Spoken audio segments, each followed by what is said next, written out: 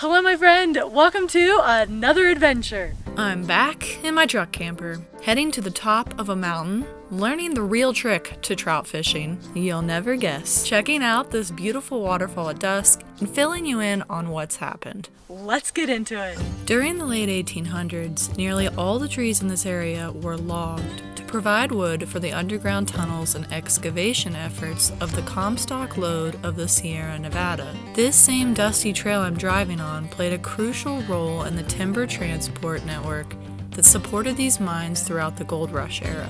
156 years later, it still serves as a popular off-road driving route through the High Sierra that we're lucky to enjoy and explore. I made it to the top. Sometimes you have to head up to the very top of a mountain to get any space alone. That's what you gotta do during the summer. But I really just wanted to get up here before it got too dark because I'm heading to a waterfall later and we're gonna try to hit it right at sunset, so stay tuned. First I wanna try to fish though, so we're going down to this lake over here in a second.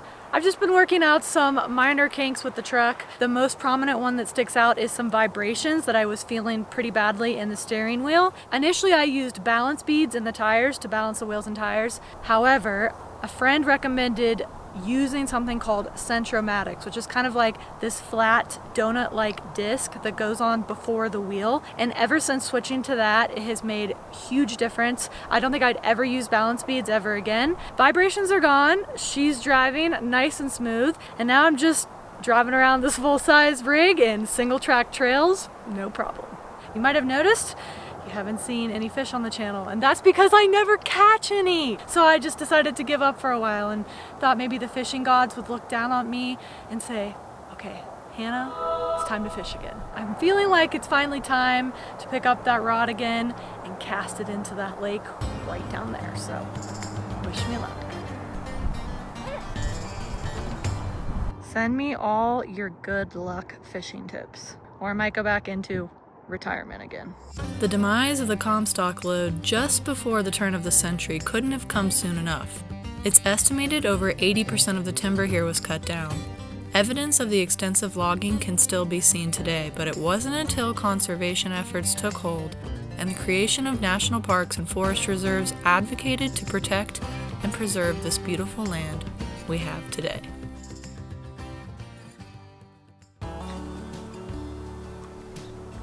Look how shallow it is. Can see right through though.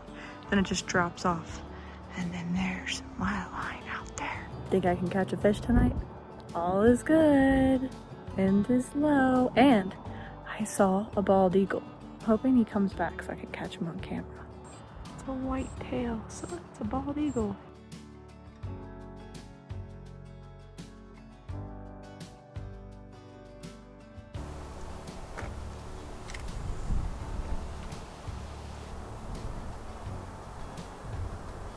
So I've tried a really small bobber with a size 10 hook and a green power egg. So far, not successful. Now I'm using a little spinner because the sun's out and I know it's gonna reflect off and catch those fish attention. I've got to start thinking like the fish, you know? They see the yellow and they're like, alert, alert, Hannah's here, everybody scram. Gonna have to start trying these lures that you guys send me. A friend of the channel sent me this.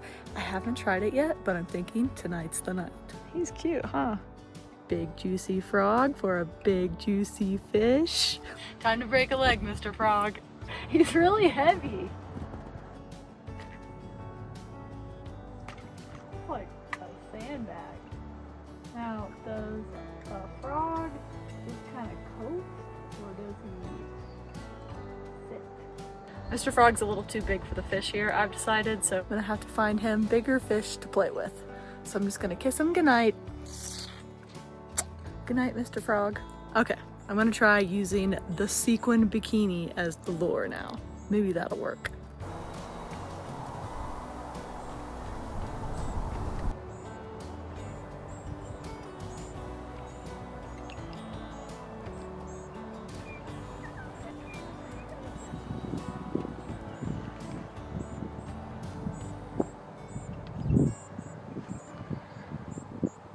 And look at that.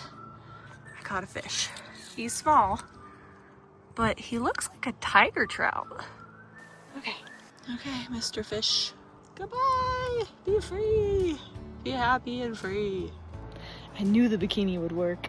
Turns out the secret to catching a fish is just wearing a sequin bikini. The sun just hits the sequin, gives off this reflection, looks just like a spinning lure, and then all the fish come swimming towards you. Duh. I can't believe it took me that long to figure out. Time to head back up to the truck. I'm pretty close to this waterfall and I think I can get there before the sun goes down. I just need to jump in the water and celebrate my first fish of the season. I haven't retired for good yet.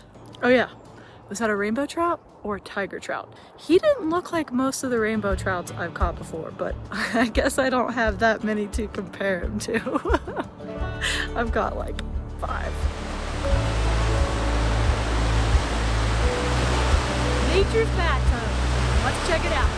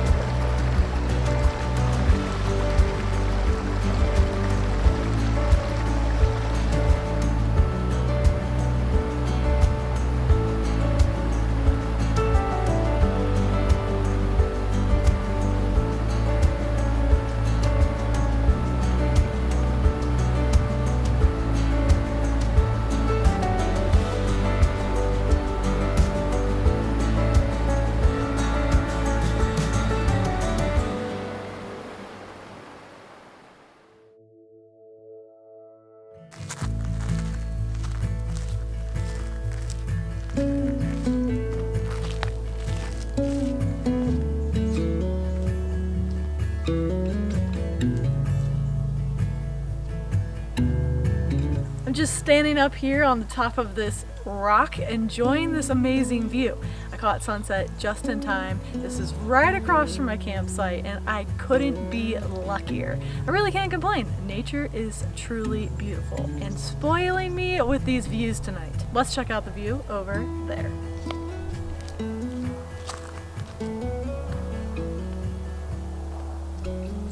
I changed my mind. I don't think the view's as good over here. Let's go back over there. Life's just a little bit better over here on this rock because the views are so much more open, less obstructed. Just a subtle change makes life better. Here's a reminder that if you're not happy in your life, you wake up in the mornings, you dread your day, you don't like where you're going, all you have to do is make a simple change. It doesn't have to be drastic, a small change every so often, and eventually you can wake up and have a completely different life and in a completely different place. Even if you just started by jumping onto the next rock, choose the one that makes you happiest. Enough of this heavy talk, let's go make some food, which on that note is also heavy. We're having a pretty heavy dinner. I'm getting bit by mosquitoes. So if you notice, the roof may look different on my truck camper, and that's because the company decided to move in a different direction. They are no longer offering the fully automatic roof system, which is kind of a big bummer for me. I really love being able to pull over and just turn the key and lift the roof automatically and just make some lunch. It's pretty time consuming to set up and put down the roof every time you want to use the interior of the camper. The walls are taller, so it is usable with the roof down, which is a huge improvement. But had I known this was going to happen, I probably would have just kept with my old camper, because now the roof is a lot bigger, it's a lot heavier, and it's way harder to lift. I'm really not sure I can lift it by myself anymore. I tried and I was just like, this is not working.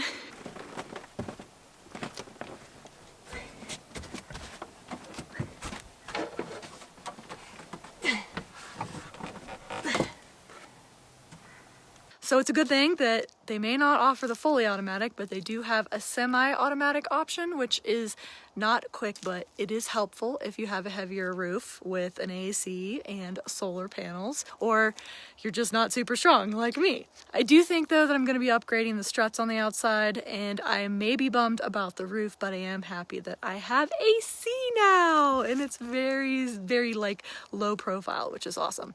It's built-in AC and it's life-changing. Portable ones are helpful, but built-in ones are game changers. You may notice there are 6 clips on the outside again. The clips have returned, and then the semi-assisted lift is on the inside of the camper. And while it is a bummer for me, it is just one downfall because there's so many great things about this truck camper. You don't want to get out into the middle of nowhere and not be able to raise your roof. There's no perfect camper out there, I've decided, so you just gotta pick the camper that fits your lifestyle the best.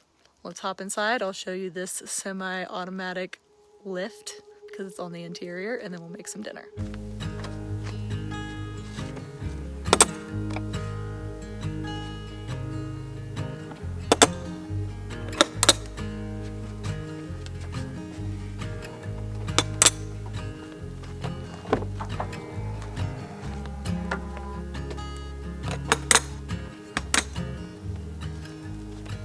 Please excuse the mess because this is technically the first night I've stayed in this since I got the truck camper back, and I took everything out because they had to change out the whole roof.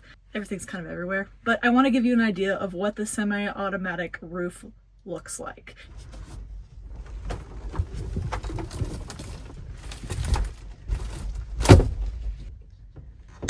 That used to be a lot easier when there was less weight on the roof and it was a smaller truck camper. It is more difficult now. I think if you have a decent amount of muscle, you can do that because I was able to do it. Things to think about is how much weight you have on the roof, how long or large your truck camper is, and your personal physical capabilities. I have seen other people have this issue that had previously had the manual roofs with less weight and then move to the newer campers that have more weight, and they used a solution of upgrading the struts. I have not personally tried this yet, and I think I'm going to upgrade them so it's a little bit easier to lift. Stay tuned because I'm probably going to try that. There are some steps involved, especially with the semi-automatic lift. So let me show you how to do that. Here I have the power cord for the assisted lift. It attaches to the roof right there with that pin, and you want to plug this into the lighter socket. It still kind of moves around, but I'm gonna flip it on. And then there's this little remote that extends and shortens this rod. I'm gonna line this up. This is how you'd use the lift to raise the front end. So it's just using that step as leverage and pushing up. This is what you have to do on the back end. So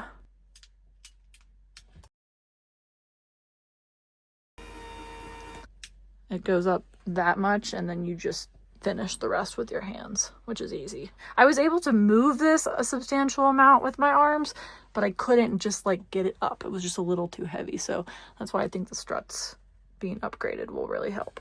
Okay, so I got my bed made, put some water on to boil. Gonna make some homemade fettuccine alfredo with lobster and steak. It's gonna be delicious. So let's get started. Some beef tallow in there. Got a nice fat prime or ribeye to throw on the cast iron skillet. Some fresh pasta. A little garlic salt on top. Nothing crazy. Al dente and perfect. Half cup butter. It's a lot of butter. 1 1/2 cup heavy whipping cream. Pepper.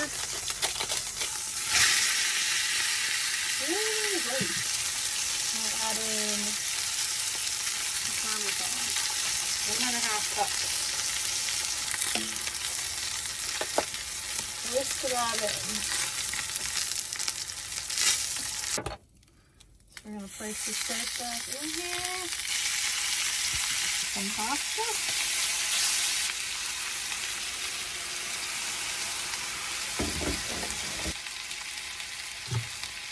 some fresh lobster right on top.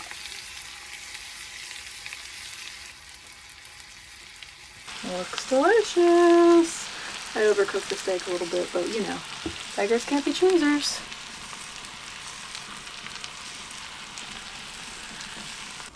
I'm gonna give it a try. Lobster fettuccine alfredo. Some steak going in. Why did no one tell me that the best fettuccine alfredo sauce is made with like 4 ingredients? I did cheat. I did not go and catch the lobster. It was previously frozen, I believe, but I did boil it ahead of time, but it still turned out so juicy and delicious. I think this is the best meal I've ever made in any of my campers. I'm gonna give it a 10 out of 10. Make your own Alfredo sauce. Makes such a big difference. So good. Now I get to clean up, and what a mess I made. And that's gonna take me a lot longer than I'd like to admit. I'm gonna enjoy a little bit longer, save all the rest for leftovers, and crawl into my nicely made bed. Even got a new pillow for the bed. I'll catch you on the next adventure. Good night.